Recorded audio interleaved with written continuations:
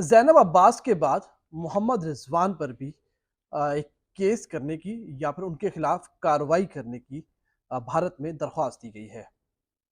विनीत जिंदाल साहब हैं, एक वकील हैं जो कि दिल्ली के हैं और शायद वो इस हाइप से और जो उनको इस वक़्त मीडिया में मिल रही है या फिर उनकी खबरों से शायद वो अब मज़े ले रहे हैं और उनको लग रहा है कि इस तरह की चीज़ें या इस तरह की हरकतें करने से जो है वो उनको एक्स्ट्रा हाइप मिलेगी, उनकी जान बचाने को शायद वो इसके लिए कर रहे हैं, लेकिन असल में मेरे ख्याल में वो भारत की बदनामी का बायस बन रहे हैं। विनीत जिंदाल साहब जो कि वकील हैं, उन्होंने मोहम्मद रिजवान के खिलाफ आईसीसी को कार्रवाई करने के लिए एक दरख्वास्त दी है।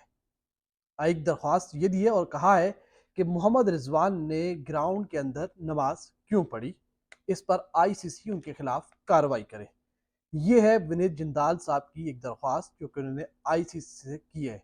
उन्होंने कहा कि अपनी दरख्वास्त में कि मोहम्मद रिजवान ने मैदान के अंदर नमाज अदा करके ये बताया है कि वो मुसलमान है, जिससे खेल की रूह को नुकसान पहुंचा है।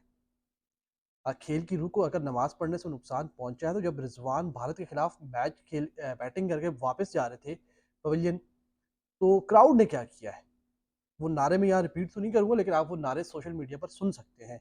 क्या विनीत जिंदाल साहब ने उन नारों पर उन शायकीन के खिलाफ आईसीसी को दरख्वास्त दी है? क्योंकि आईसीसी का तो कोड ऑफ कंडक्ट है कि आप स्टेडियम के जो उसकी हदूद है या उसकी प्रीमिसेस है, आप वहाँ पर किसी किस्म की नस्ली या इलाकाई या किसी भी किस्म की आप जो है वो वहाँ पर मुनाफरत वगैरह का मामला नहीं कर सकते। किसी नस्ल के हवाले से, किसी के मज़हब के हवाले से, किसी की रंगत के हवाले से आप नारा बुलंद नहीं कर सकते। तो वहाँ जो मजहबी नारे बुलंद हुए, तो क्या विनीत जिंदाल साहब आपने उनके खिलाफ कोई कार्रवाई के लिए दरख्वास्त दी है?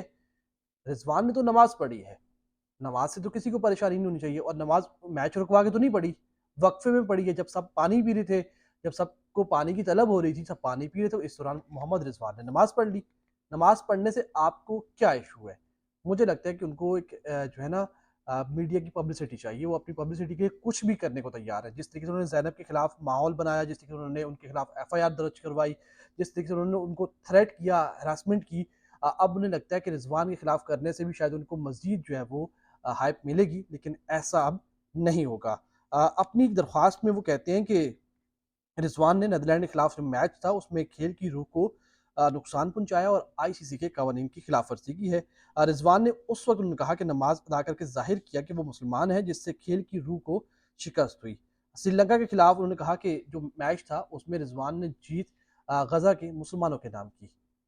तो उन्होंने कहा कि इससे उनके मज़हब ज़ाहिर हुआ और उनके जो नज़रियात हैं वो ज़ाहिर हुए हैं और उनके खिलाफ कोई कार्रवाई नहीं हुई। उन्होंने कहा कि ये मेरी दरख्वास्त है कि आईसीसी रिजवान के खिलाफ कार्रवाई करे, और साथ ही साथ उन्होंने कहा कि 2021 में जब टी20 वर्ल्ड कप में पाकिस्तान और भारत के खिलाफ जब मैच जीतने के बाद रिजवान ने ग्राउंड के अंदर नमाज पढ़ी थी, जिससे खेल की रूह को नुकसान पहुंचा है। तो विनीत जिंदाल साहब, जब रिजवान आउट होकर जा रहा था, जिस तरीके से आप लोगों ने फैंस ने वहाँ पर नारे लगाए, जिस तरीके से उनके खिलाफ जो है वहाँ पर हुल्लड़बाजी हुई, तो मेरे ख्याल में उनके खिलाफ कार्रवाई होनी चाहिए बजाय इसके कि मोहम्मद रिजवान के।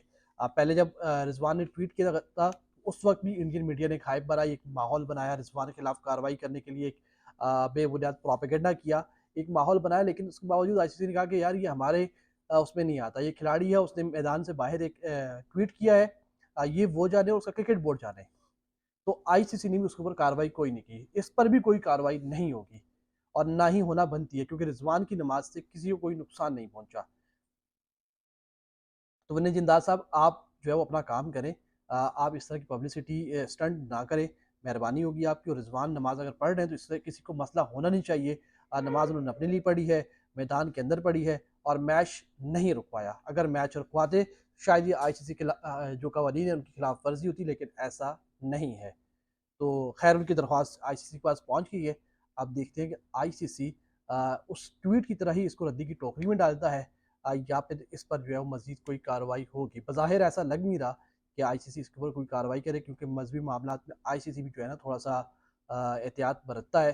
तो फिलहाल तक विनीत जिंदाल साहब, आपकी दरख्वास्त रद्दी की टोकरी में जाने वाली है। उम्मीद करते हैं कि ऐसा ही होगा, ये रद्दी की टोकरी में जाएगी और आपको जो बिला वजह में ज़ैनब अब्बास के मामले पर जो एक सोशल मीडिया के ऊपर आपका एक जो है वो आपको एक हाइप मिली थी या आपको या वहाँ पर जो है वो वहाँ आप जो प्रोपेगेंडा करने में कामयाब हुए थे, यहाँ ऐसा होता हुआ नज़र नहीं आ रहा और यहाँ आपकी दाल जो है वो गलने वाली नहीं है।